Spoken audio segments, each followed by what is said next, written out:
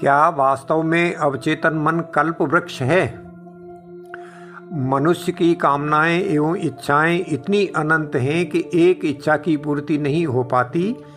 तब तक दूसरी इच्छा उसके सामने आकर खड़ी हो जाती है। जब वह अपनी सारी इच्छाओं की पूर्ति नहीं कर पाता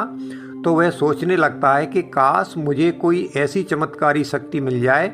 जिससे मैं जीवन की सभी कठिनाइयों को पार करता हुआ अपनी इच्छाओं एवं कामनाओं की पूर्ति कर सकूं। इस मनुष्य की स्थिति ठीक उस मृग की तरह है जिसकी स्वयं की नाभि में कस्तूरी होती है और वह उसकी तलाश में बाहर इधर उधर भटकता रहता है। यानी मनुष्य अपने बाहरी व्यक्तित्व से तो अच्छी तरह परिचित है, परंतु जो भीतरी सूक्ष्म व्यक्तित्व है उससे वह अपरिचित ही बना रहता है। भारत के ऋषि मुनियों एवं वैज्ञानिकों का कहना है कि मनुष्य ईश्वर की संतान होने के कारण उसने मनुष्य के अवचेतन मन की गहराइयों में कुछ अद्भुत शक्तियों, अनंत ज्ञान, प्रखर बुद्धिमत्ता एवं आपूर्ति क्षमताओं का एक बहुत बड़ा खजाना छुपा कर रखा है, जिसे भारतीय अध्यात्म में अतीन्द्रिय क्षमताओं का कोष कहा गया है। अवचेतन मन को ब्रह्मांड के अदृश्य स्रोतों के माध्यम से प्राप्त ये शक्तियाँ इतनी प्रभावशाली, रहस्यमयी एवं चमत्कारी होती हैं कि यदि इन्हें समझकर इनका सही उपयोग कर लिया जाए तो मनुष्य असंभव से असंभव कार्य को भी संभव बनाकर अपनी मनचाही चीज़ें पाकर और मनचाहे कामों में सफलता पाकर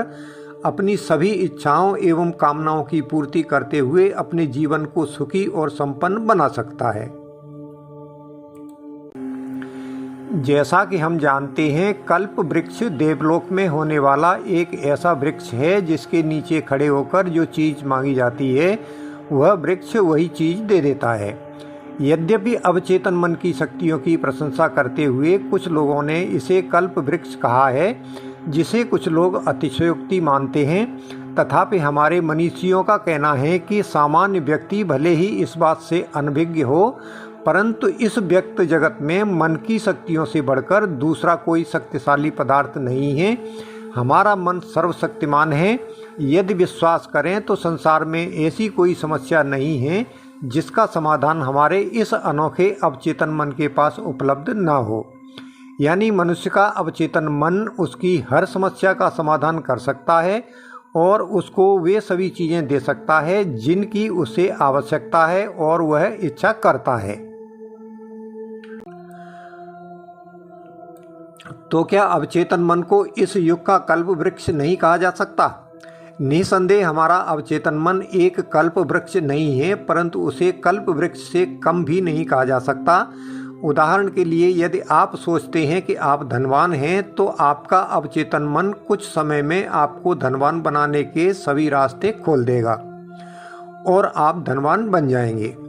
कल्प वृक्ष और अवचेतन मन में अंतर केवल इतना है कि कल्प वृक्ष आपके मांगने भर से आपको सभी चीज़ें उपलब्ध करा देता है, जबकि अवचेतन मन से कोई भी चीज़ प्राप्त करने के लिए आपको विश्वास के साथ असीमित समय तक कठिन परिश्रम करना होगा। यदि आप परिश्रम नहीं करते हैं और मुंगेरी लाल की तरह केवल सपने देखते हैं तो आपको आपका अवचेतन मन रत्ती भर भी चीज़ नहीं देगा, भले ही आप उसे कोसते रहें। इस प्रकार अवचेतन मन की शक्तियाँ वास्तव में हमारे लिए ईश्वर की ओर से एक सुंदर उपहार है। एक व्यक्ति इस बात को अविश्वसनीय और हास्यास्पद मानते हुए कह सकता है कि आप तो अद्भुत एवं चमत्कारी शक्तियों के भंडार की बात कर रहे हैं, मेरे पास तो ऐसी रत्ती भर भी शक्तियाँ नहीं हैं। इस व्यक्ति के दृष्टिकोण से यह बात ठीक ही लगती है और बात केवल इसी व्यक्ति की नहीं है, हम में से अधिकांश लोगों का यही दृष्टिकोण है। इसे मनुष्य का दुर्भाग्य ही कहा जाएगा कि वह शरीर और इंद्रियों की क्षुद्र भोग वासनाओं के कारण अपने साथ लेकर चल रहे अवचेतन मन रूपी कल्प वृक्ष से अपरिचित रहते हुए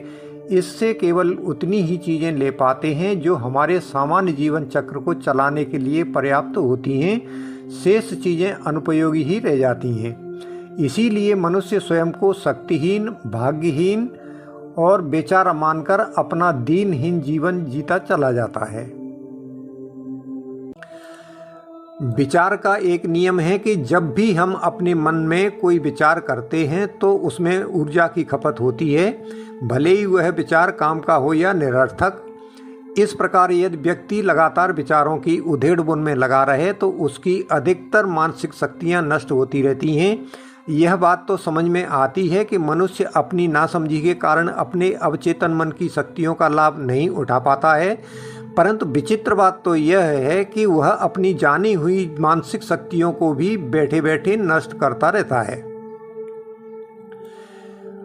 मनुष्य सोते समय सपने देखता है और जागते समय हर पल उसका मस्तिष्क अचेतावस्था में रहकर विचारों के प्रवाह में ऐसे तैरता रहता है जैसे पानी पर कागज की नाव तैरती है। उसके इन विचारों में से मुश्किल से 2% विचार ही उसके काम के होते हैं। शेष 98% विचार निरर्थक, निरुपयोगी एवं ऊल जलूल होते हैं। यद्यपि उसे पता ही नहीं होता कि वह ऐसा क्यों कर रहा है, उसका उद्देश्य क्या है और उसका लाभ क्या है, परंतु अपनी ऊर्जा को तो नष्ट करता ही रहता है। कई बार आप अपने मन में जो सोचते हैं कुछ समय बाद वह सच हो जाता है और आप उसे संयोग समझकर भूल जाते हैं। क्या आपने कभी ध्यान दिया है कि आप कभी कभी रात में सोने से पहले यह सोचते हैं कि मैं सुबह 4 बजे उठ जाऊं और आपकी आंख ठीक 4 बजे ही खुल जाती है? या आपने कभी ध्यान दिया है कि आप कभी किसी व्यक्ति को याद कर रहे हों और वह व्यक्ति आपके सामने उपस्थित हो जाता है? तो क्या यह केवल संयोग है? नहीं, यह केवल संयोग नहीं है, आपके अवचेतन मन की शक्तियों का चमत्कार है। अवचेतन मन मनुष्य को होने वाले खतरों या आने वाली बीमारियों को पहले से ही समझ लेता है और उनसे सावधान होने के लिए इशारों में संदेश भी देता है। कभी हम इन्हें समझ पाते हैं और कभी नहीं समझ पाते। इस प्रकार अवचेतन मन खतरों तथा बीमारियों से हमारी रक्षा भी करता है। यहाँ हम फिर से बता दें कि हमारे अवचेतन मन में ऐसी ऐसी अद्भुत, जादुई और काया पलट कर देने वाली शक्तियाँ अंतर्विष्ट हैं जो हमें वह हर चीज़ दे सकती हैं जिसकी हमें अपने जीवन में कभी भी कहीं भी आवश्यकता होती है। अवचेतन मन की इन शक्तियों से आप कठिन से कठिन कार्य कर सकते हैं, शरीर के अंगों का निर्माण कर सकते हैं, गंभीर से गंभीर बीमारी को ठीक कर सकते हैं, अपनी बुरी जिद्दी आदतों से छुटकारा पा सकते हैं, अपनी ताकत बढ़ा सकते हैं, नए विचार और आइडिया पा सकते हैं, नई वस्तुओं का आविष्कार कर सकते हैं, अपनी नई पुस्तकें लिख सकते हैं, सही मित्र और सही जीवन साथी चुन सकते हैं, चोरी पकड़ सकते हैं, धनवान बन सकते हैं, प्रसिद्धि प्राप्त कर सकते हैं, मकान खरीद सकते हैं, व्यापार सुधार सकते हैं, सुखी जीवन जी सकते हैं, गुप्त जानकारियों से परिचित हो सकते हैं, अपनी कोई भी मनचाही वस्तु प्राप्त कर सकते हैं, दूसरों का प्रेम पा सकते हैं, अपने संबंध सुधार सकते हैं, अपना कोई भी रुका हुआ कार्य कर सकते हैं, प्रतियोगिता में जीत सकते हैं तथा दुश्मनों पर विजय प्राप्त कर सकते हैं। अवचेतन मन की शक्तियों से आप अपनी शराब, गांजा, भांग, तंबाकू और जुआ आदि व्यसनों की आदतों, चिंता, शोक, भय, भ्रम, आशंका, तनाव, क्रोध, आत्महीनता, नकारात्मकता व ईर्ष्या जैसे मनोविकारों तथा पापों की स्मृतियों को ठीक वैसे ही डिलीट कर सकते हैं जैसे मोबाइल या कंप्यूटर की मेमोरी में से किसी डाटा को डिलीट कर दिया जाता है। यहाँ से डिलीट हो जाने के बाद ये कुछ संस्कार ऐसे साफ हो जाते हैं जैसे साबुन से किसी कपड़े को साफ कर दिया जाता है।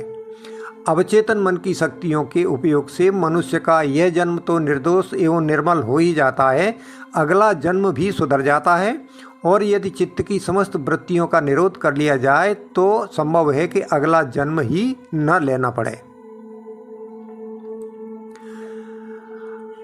अवचेतन मन आँख, कान इत्यादि इंद्रियों का उपयोग नहीं करता, परंतु इसका संबंध सूक्ष्म शरीर से होने के कारण शरीर से निकलकर यह दूर के स्थानों की यात्रा कर सकता है, बाहरी दुनिया की सटीक जानकारी ला सकता है,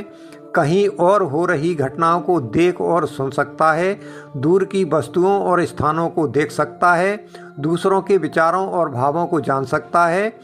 और उन्हें बदल सकता है, सूचनाओं एवं जानकारियों को ग्रहण कर सकता है, दीवारों के पार देख सकता है, पत्र को बिना खोले उसका मजमून पढ़ सकता है, आपके विरुद्ध हो रहे षड्यंत्रों को जान सकता है, विपरीत प्रभाव वाले कार्यों को बदल सकता है, विश्वास को मजबूत कर सकता है, बाहरी मुसीबतों से सुरक्षा कर सकता है, सही समय पर बिना अलार्म के आपको जगा सकता है, मनचाहा काम कर सकता है, संसार को बदल सकता है, दोस्त दुश्मनों से व्यवहार बदलवा सकता है, अपराधियों से राज उगलवाए जा सकते हैं, आपको दोबारा स्वस्थ, सुखी, उत्साही और समृद्ध बना सकता है, आपके हर प्रकार के कार्यों में सफलता दिला सकता है, आपकी सुख सुविधा के सारे साधन जुटा सकता है,